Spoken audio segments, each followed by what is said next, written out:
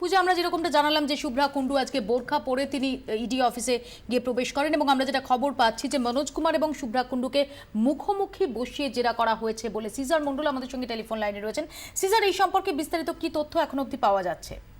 দেখো, সকাল 10:30 থেকে টানা জেরার মুখোমুখি হন মনোজ কুমার এবং তারপরে যেটা আমরা জানতে পারলাম যে 6:45 নাগাদ শুভ্রা কুণ্ডুর একটা সকাল 11টায় থাকলো, 6:45 নাগাদ তিনি সংবাদ মাধ্যমের চোখ এড়ানোর জন্য বোরখা পরে ইডি দপ্তরে পৌঁছন এবং তখন থেকে প্রায় 9টা পর্যন্ত অর্থাৎ প্রায় 2.5 থেকে 3.25 ঘন্টা তাকে কিন্তু জেরা করা হয় এবং তার একটা সময় কিন্তু মনোজ কুমারের সামনে রেখেই জিজ্ঞাসাবাদ করা হয়, যে মূলত বিষয়গুলো একটাই, যে কিভাবে তার সঙ্গে মনোজ কুমারের আলাপ। একদিকে যেমন মনোজ কুমারের বক্তব্য দেওয়া হয়, তার পাশাপাশি শুভ্রা কুণ্ডুর বক্তব্য কিন্তু রেকর্ড করা হয়, কারণ তদন্তকারী অফিসাররা মনে করছেন যে শুভ্রা কুণ্ডুর বয়ানও এখানে খুবই জরুরি, এই যে ডিপার্টমেন্টাল এনকোয়ারি হচ্ছে সেখানে। সিজার, ধন্যবাদ।